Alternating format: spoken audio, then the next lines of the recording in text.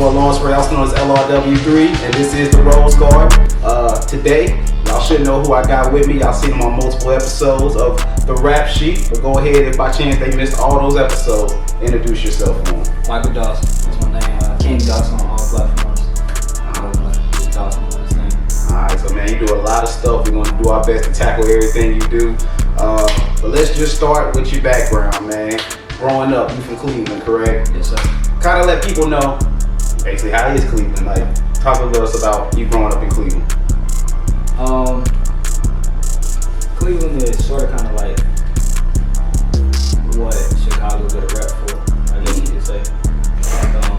Like, Is it close? It is. It's real close, yeah, in the Midwest. So it's Chicago, Detroit, Cleveland, Philly, all that, same thing, same area. So it's kind of rough. Gotcha. Now, what age did you end up moving from Cleveland? Third grade. Third grade. I know you mentioned rough upcoming things like that. Anything you want to talk about in particular, anything like that? Go more in depth on, or just leave it there? Yeah, I'm just probably doing it. Hey, that worked for me. Hey, it's all you. So, came down to Georgia. Was it a culture shock when you got here, going from up north down to the dirty south? Definitely. What was some of the things you dealt with? Probably respect. Speak to that. Like people saying yes ma'am, no ma'am. Just waving, like it seemed like you was getting set up. Like y'all so nice down here. It is a difference. Yeah, it is a difference between people, down south and up north. I remember I went like to New York. They don't even acknowledge you. No, yeah. So yeah, that is. I can see how that be. Anything else other than that, maybe as far as the culture shock to you? Everybody said it's weird. Like here it's like Ohio. Well, the way Cleveland's Ohio. So the way Ohio works is there's no chain, nothing, no chain restaurant. Everything is home. Like if you have a restaurant, you got a business. You're from Ohio. Everything in Ohio is Ohio. So it's like its own little world. That makes sense. Here, everybody act like they support you and there, but theirs is legit. That makes sense, yeah. Like it's up north, it's like bodegas and stuff. Yeah. Like ain't no McDonald's, you going to the bodega around the corner. Yeah. Alright, so childhood, we already talked about the childhood, you came to Georgia. Now, let's like I said, you do a lot of things, man. Of course, we're gonna get into the music you make, we're gonna get into your clothing line. But for people who don't know, man, I felt like it was best we start with you being a veteran, man. Speak to that kind of like main question I get from people thinking about joining. Maybe you give them some understanding or some viewpoints. What made you join? But I went to college on scholarship for track or whatever. When I got hurt, it wasn't no going back to Cleveland. I mean, Warner Robins ain't really got anything either, so I wasn't trying to. I wanted to see different things, so I wanted to try something new. But I didn't think it was gonna be special forces. Army. I mean, well, you Army too, so so it's Army attached, special forces, same thing. But so for the people who don't know anything about the Army, kind of explain what special forces is to them, so they kind of understand. You're doing a little bit something special in there. So if you done movies, that's probably the easiest. G.I. Joe. Yeah, that's probably the easiest way. I'm sitting here with G.I. Joe right now, man. Somebody. Yeah. Now, when you were joining the Army, is that something you wish you took more serious when you were going through the process? Like me personally, when I joined, I wish I would have took picking my MOS more serious. Anything like? Well, I was an 88 Mike and a 42 Alpha. So, in my opinion, those the smoothest. That it just sets you up for afterwards. But however, I had no clue what it was when I was going in. I think that was me too. See, I'm a 12 Charlie. I didn't know what it was. All I seen was the bonus. Please, if you're gonna join the Army, do not pick your job off of a bonus. That money goes quick and you stuck still doing that job. That is true. So don't let that factor into you. And I learned too, now that I'm in, most of the jobs nobody wants to do are the jobs with the bonuses. That's fact. Because if everybody want to do it, if everybody want to do it, they ain't gotta put no bonus out there. So I ain't saying don't take that job. Maybe it does work for you. Too, so you're right. Yeah. I get it. Get more information though before you just say, ooh, the bonus and I'm in there. So now, like I said, I'm in the reserves. You were active duty, correct? Yeah. So obviously I don't have a lot of viewpoint I can give on the active duty side. For somebody who's thinking of joining and going active duty, how would you maybe explain that experience? Be sure. Be make sure that that's what you want to do. Like, make sure there's nothing else that you don't want to try before you go, because that's a contract. Your life is signed over. Yeah, it's over with. It's over. You there. Ain't no getting out of that thing, man. Now, the $1 million question I get from people, and I'm just in the reserves. Like I said, you was actually active duty, so you were going through the day-to-day things. Main question I hear from people thinking about joining, now that you're out and you're a veteran, if you had to do it over again, would you? I would actually. My queen just asked me that the other day. I would, cause yeah, I mean, you don't. Although you reserve, I know that you still gain like crazy relationships. Like you get like real family, like brothers and things like that. Like people who don't have to be loyal to you, you feel me? And that's a fact. Some of my best friends I met in basic training, so that's exactly. true. Like you meet some real people. Okay. Anything else you would want to give as far as information related to the Army, or for people thinking, anything else you want to tell them? Just be certain, because that is a fact. Please know what you get into, but once you sign, well, you good. Basic training, you by yourself. Well, that is some of the most, and one thing I wish, that's why I said you gotta know what you're signing up for, because my basic training was actually OSET.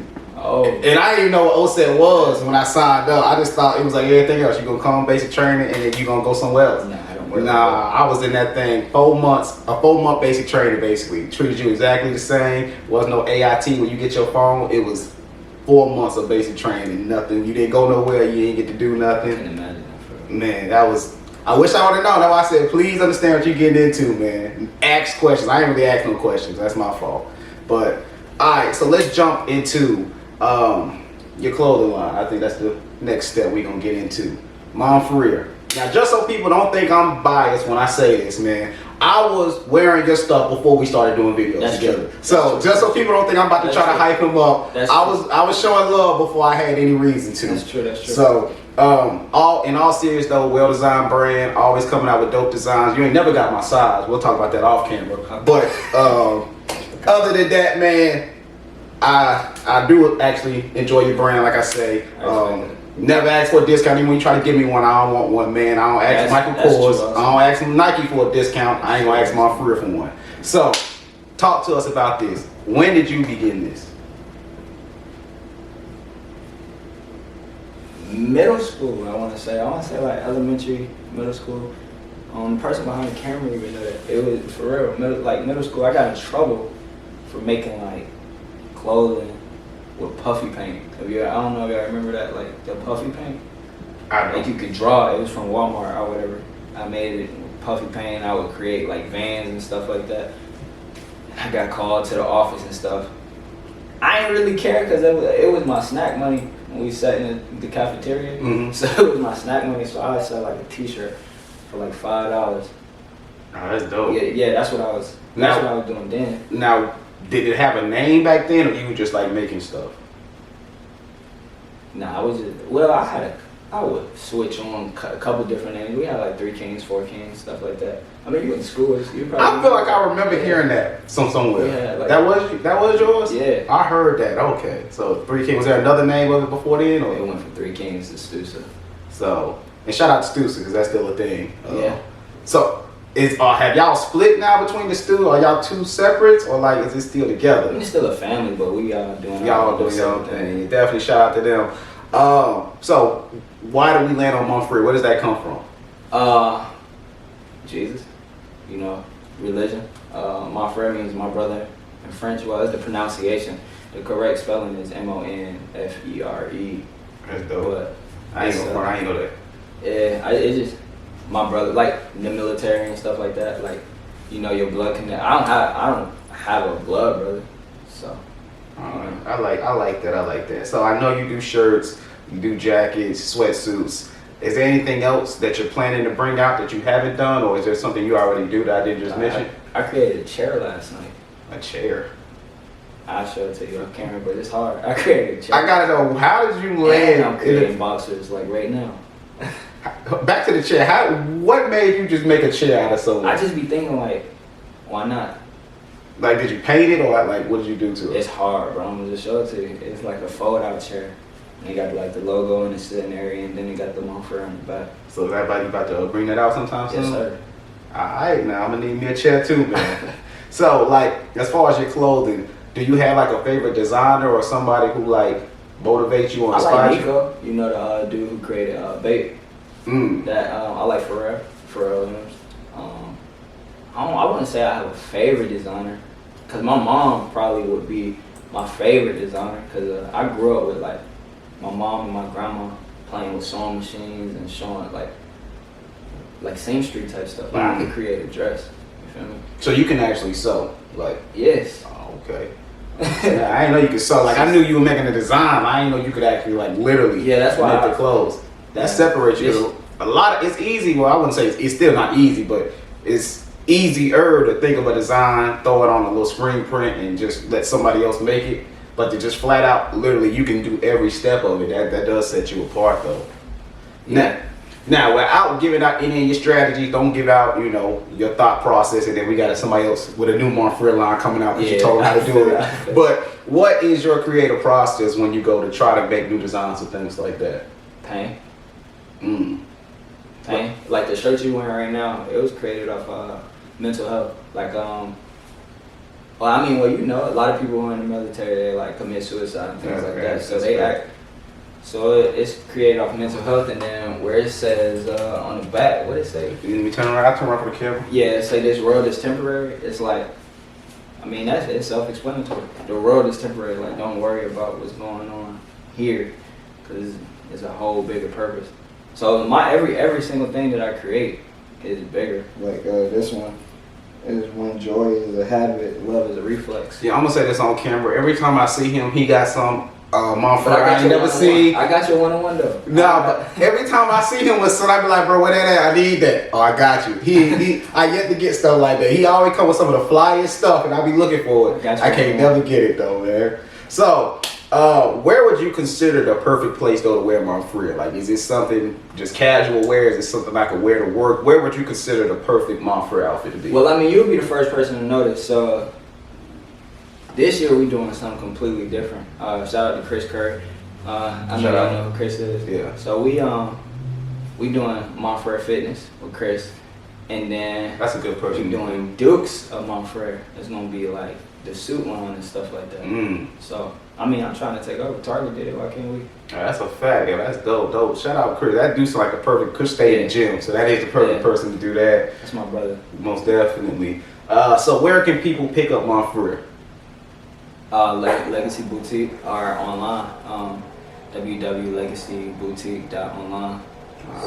Shout out Legacy Boutique, of course. Now, of course, we just show love to Monfrier. What are some of your favorite local clothing brands other than yourself? I like Stussy. I like Legacy. I try to stay in the family for real. Let me because it's basically like you saying yourself when you do your family. So other than people who are connected local? to you. Yeah, local brands. I can't talk about yours. I'm not gonna. I don't really consider mine a brand. It's just I don't really have nobody that's not attached to me in the closet. Let me rephrase this. You don't necessarily have to buy them, but you see what they're doing, and you might like it even if it's not to the point. Maybe you'll purchase it. Menderes. What's the name of his? Living Royal, right? Oh, okay. It's like something like that. Oh, okay. Shout out him and his clothing brand, of course. So let's jump to something. We just, like I said, you do a lot of stuff, so we just trying to hit every point, man. You teach. Yes. I ain't gonna lie, when I first found out you was a teacher, that caught me completely off guard. Caught me off guard too. I never just assumed you would be a teacher. $1 million question. What made you become a teacher?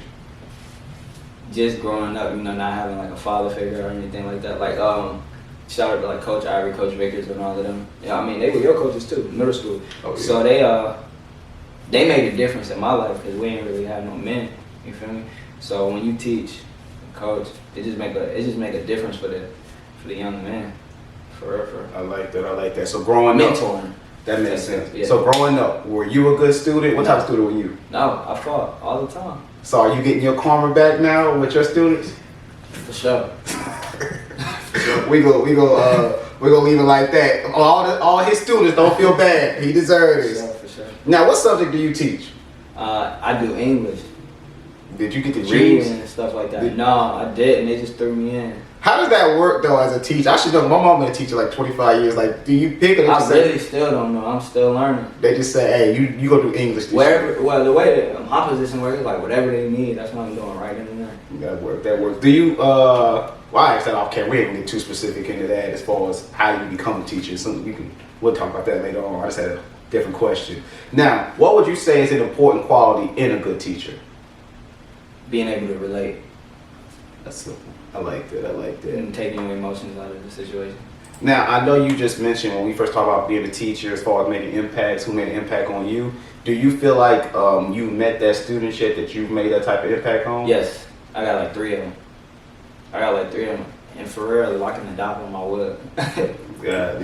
Why would you say that connection with those students was so much more? Because I see me. Like, I was an angry kid. Like, my mom was just talking to me about it. Like, I was an angry kid, so like, when you upset and you don't know nothing more about life, then you don't really understand. Like, it ain't really nothing to be mad about.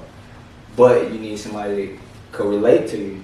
They can come down to your, what would you say? Like, come down to your we level. don't talk down because a lot of people cut off mentally if they feel like you talking down to them. And a lot of people feel like children's emotions just don't matter. And they'll treat a child like it don't matter. Children are aware. Like, that's a fact. That is a fact. So is teaching something you plan to do for like the next 20 years, like some teachers, or what do you plan to do? Probably build like some type of mentor, like a community, kind of like a community center or a gym or something where I could actually, because teaching is limited. You can't really mix religion into it. I want people to understand that I ain't nowhere. I haven't gotten anywhere I got without God. So, but I can't talk to a student like that because you can't talk to a student about religion. So. They don't. Do they still do the Pledge of Allegiance in class? I heard somewhere that they. They do away with it in some schools, but not in our school. Yeah, we still do it. Because I know like some schools got away with it. Some schools you're not required to come back. And when we was in school, whether you were with it or not, you had to stand up. Right. It wasn't no cabinet. Yeah. So now, am I correct that you don't have to stand, or is that still everybody has to stand? Well, I'm an elementary. Oh, see, yours might be a little, So it's a little different. I coach high school, but I'm an elementary, so it's a little different. Gotcha. I ain't know because last time I remember when I was there, hey, whether you like it or not, you getting up. Right. So let's talk about your impact on the local artists around here lately, man. Now I'm not gonna front. You are known as the tough love person on the rap sheet, man. So shout out to you because you gave me an opportunity, but. You know me, I like lyrics, so it's like... Hey, that's a fact. Anybody who has ever said anything, no, I stand by you 100% on your... Because the critiques be fair. Yeah. Like, whether you like them or not, don't change the fact they're true. Yeah. And another reason I always stand by what you say is because a lot of people, because you refuse to take the credit, even when we try to give it to you, a lot of people don't know how much you really do for, like, local talent behind the scenes. Yeah. So, since you don't want to say it, I went ahead and wrote down a list of just some of the stuff that you have done for us strictly on the rap sheet. So everybody who watched the rap sheet and be feeling the type of way, let's really break down what he does for you because he actually does have a right to be talking about you like this. Okay. First off, you driving 2+ hours here and back strictly to come listen to these people's music. Okay. So if he feels like he needs to say something about you, hey, I think he earned that right. Just also for people, you were actually the first person who locked in on the rap sheet. That's fact. And then you are the person who convinced Diamond to join the rap sheet. And then together, after our first episode, Trey saw it and he wanted to join the rap sheet. Which means, had you not convinced Diamond, we wouldn't have put it together. We wouldn't have had the rap sheet. So, it's a good thing. There you go again. So again, he don't want to get to take his credit. We've been trying to give him. But another thing, man, most of the music a lot of people enjoy come from you. These your people. Like, off the top of my head, J101. That's family. Everybody been sending me love about him, man. I found him from Mike. That's Mike personally. Yeah. So all these people y'all be listening to, most of them actually came from Mike. So that's another thing he don't want to give credit on. We gonna give you credit on. And then the biggest episode we done had yet. What was it? Episode 5, the showcase. The showcase, yeah. That was your idea. Another thing. Kinda. See, it's not a kinda, man. These were your ideas. And every time, like, And I understand, you know, it's my channel, so people automatically assume, oh, that was your idea. It is not. Most of these things are not my idea. He will not accept the credit for it. It take a team to put it in motion. That's I couldn't do it by myself. That's true, but it's okay to still accept your portion of the credit. Yeah, so it was my idea. so exactly, that's all I be wanting him to say. He refused to say it. So for the people who sometimes don't like what he's saying, it's coming from a place of love because he can either stay home, he could keep his ideas to himself, or he doesn't have to introduce you to these new types of music that you wouldn't know without him. So true. That's why I wanted to go ahead and say that, because they were like, man, Mike tough, man. He always killing me.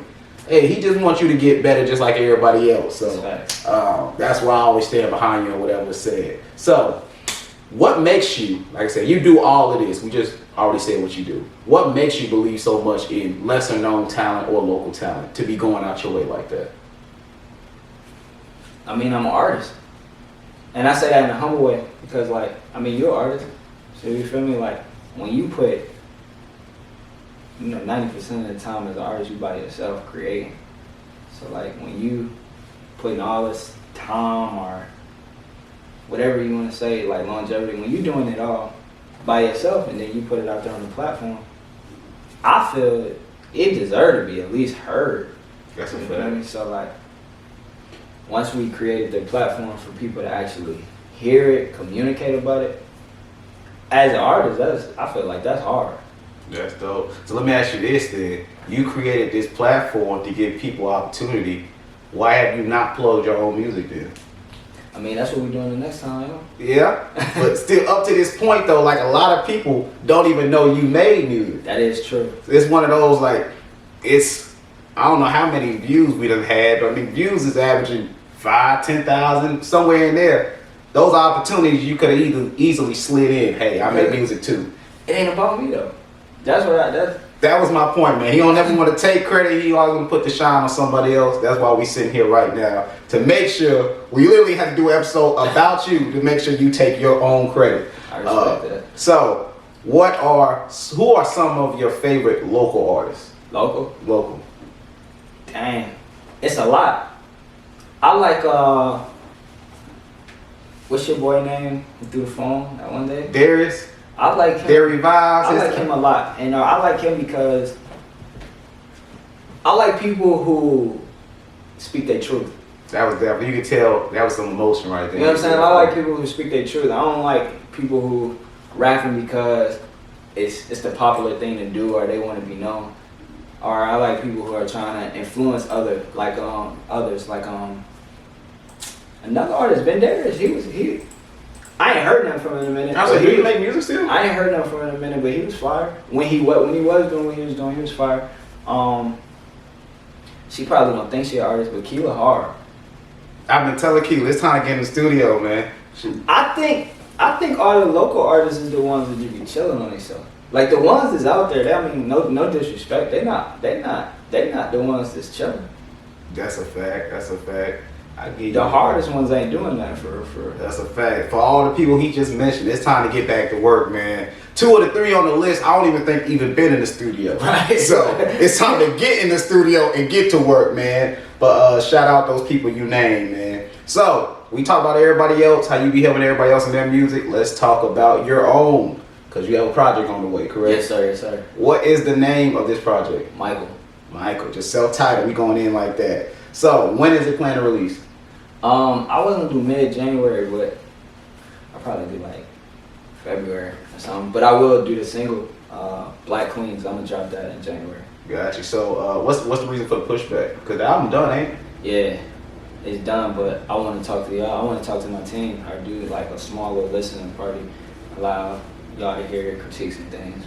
Because I mean, it's my truth, so. But I'd rather people give me feedback that I trust. That makes sense. So where is it going to release at? Are we putting it on the streaming sites? All platforms, just straight like that. Is there, well, you just said you got a single. Other than Black Queens, is there a must-hear song on that project? All of them. Hey, you giving me the artist answers now. Like, let's say somebody just to make sure we don't keep it general and really give somebody a chance to lock in. Let's say they only have time to hear 3 songs from you. They going somewhere. They ain't gonna be in the car all day. They listening to Black Queen. That's a single. Right. What are 2 other ones they gotta hear while they got that time? Probably Michael Doss and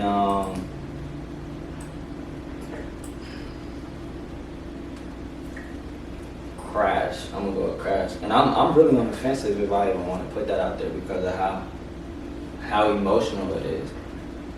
Yeah, I think sometimes it all depends who your audience is when it comes to music. Cause I feel like sometimes those are the ones people really want. Yeah. Like, all depends. You got to know your audience though, because people coming for the turn up songs. Yeah, they ain't trying to hear that. But that ain't the type of music you make anyway. I make like coffee shop music. Yeah, so that might. You got to just fit. You got to know your audience. And you got to know what they want. So I think like a deep song from you, because you do have that like introspective type of music. Yeah. That's exactly what they're looking for. So it probably would be a disservice to take it off, because that's exactly what it comes to. Yeah. So how many songs are even on this project? I think it's like 14. 14. Yeah. Is there a certain order? Is the order important, or you just put the 14 songs out? I'm still deciding the order because the order is important. Do they all fit the same type of vibe, or like does it go somewhere else? It don't bounce too far around, but I tried some different things. Alright. So are there any notable features on this project? I got Diamond. I got yeah. I ain't gonna put people like that, but yeah. I got people. Alright. So yours is more like, your music is more faith-based, correct? Facts. Going through your own journeys and things like that. What made you focus on that type of music? I feel like it's a gap between like your J. Cole's and your Lecrae's. You know what I'm saying? Like, cause that's what I listen to. I listen to J. Cole. I used to listen to Lecrae, but like I feel Is he putting music out still? he is, but he didn't dilute his music. He didn't change to try to fit the popular scene. You know what I'm saying? So I feel like if you went from like kicking in doors or something like that, and then you met God, it's a huge gap between there. So like, I feel like majority of the time when you listen to like gospel music, or because I listen to Maverick City, all the gospel artists are, those type of artists. I feel like it's a gap. Like you could get lost. So my idea is to fill in that gap, because a lot of Christians turn people away. That makes sense, yeah, and you're feeling a void that nobody else is doing. Right. The issue with a lot of like artists, they want to go sound like the Migos, Kodak, Right. and the issue with that is there's already a Migos, there's already a Kodak. They don't necessarily like. You done called people out a few times on that, like, yo, he sounded exactly like so and so. So now you put yourself in direct competition with a mainstream artist. So Right. if I want to hear that type of vibe, I'm just gonna go listen to them. Exactly. But like with you having your own sound, there is nobody else to go listen to. They have to listen to you. So Right, and that's why it's called Michael. You feel me? Like, it's me. nah, I like that. So you don't curse in your music either, do you? Not anymore. What made you try Well, I to say nigga. I ain't gonna lie to you. We can debate if that's a curse word, right? But what makes you do that? Not curse. I want my grandma to listen to it. That makes sense. Does your grandma listen to you? Yeah, she probably one of my biggest fans. But she would listen to my music when I was cursing, and I would like cringe. Yeah, it is awkward. like grandma, check this out. But I wish I could skip past this part. She didn't like it, and I would like cringe. So I was just like, nah, I'm straight. If that ain't who I am, then I might as well just take it out. What do you consider a successful project once this releases? Is it like a lot of views, a lot of listens? Are you going for a contract? Just at the end of the day, when you're done, what would make you say this was a success? If somebody tell me did it help them, I ain't going for no contract or no views or nothing like that. So the impact. Yeah. Right, that makes sense. Now, this is a question I ask every single artist just because I like to hear their opinion on it. Yeah. Would you sign a 360 contract? No. I gotta ask you because I put everybody on the spot with this question. Why not? I'm gonna be totally honest with you. I wouldn't sign a contract. Makes sense. So when you asked me why I signed a 360 contract, I didn't even think about the specific type of contract it was. I don't think I signed a contract because a contract limits you. I don't feel like nobody artist, it shouldn't be limited. Yeah, you do in a certain aspect put your fate in somebody else's hands when you do that. I don't feel like you should be limited. Like, for example, Chance, he won't sign a contract. We can debate if He Chance was really independent. You think he wasn't? It was some questionable. It was some quasi contracts in the middle of Chance's run. Probably he hard though. Yeah, it was. I don't know if he officially ever signed a contract, but a lot of the deals he was doing, were basically contracts, even if you call them something else. Like, right, I can agree with that part. But I mean, at the end of the day, I think to the most part he still owned his masters. I'm not a big Chance the Rapper fan, so I don't know the specifics. So I ain't even gonna act like I know. Yeah. But I mean, he still keeps his masters. At the end of the day, if you sign a contract and still kept your masters, that's still a good contract. So even if it was a contract or wasn't, I really don't know. It still was a good opportunity. So So the opportunity's pretty hard. I agree with that. So let me ask you, like I said, we try to touch every base of everything you do. You do a lot of things. Is there something we have not mentioned that you feel like we need to discuss? Nah. I mean, the floor is yours. Any Monfrier announcements? Any things you just want to say while the camera is running still? Anything like that? Nah, this year just gonna be a little different. That's it. But it's gonna be, with that being said, I'm gonna just show. I like that. So of course, you know, this is the Rose Going, where we give everybody that well-deserved appreciation. But you know how every episode ends. So I need you to let somebody know, whether you know them personally or you just see them in passing. I need you to give them the flowers. Let them know that you see them working. In the city. It could be anywhere. As far as I would hope it's somebody who has a likely chance to watch this though. But well, I give roses to two different people. I give them to my queen, or whatever, Nicole, and then I give them to my sister, Khadijah, because you know that's my support for me. They help me with everything, and I know it get hard, like you know, doing the boutique and all of that type of stuff, and then you know, so the fact that she just ain't never told them review to give up, I respect that. it's a fact, Khadijah do a lot for everybody. Definitely deserve her flowers. Most definitely. Well, that wrapped up everything I had. Like I said, anything else you want to say? Anything else you want to announce before I let you go? Nah, we straight. All right. So if you have nothing else to say, this was the Rose Garden.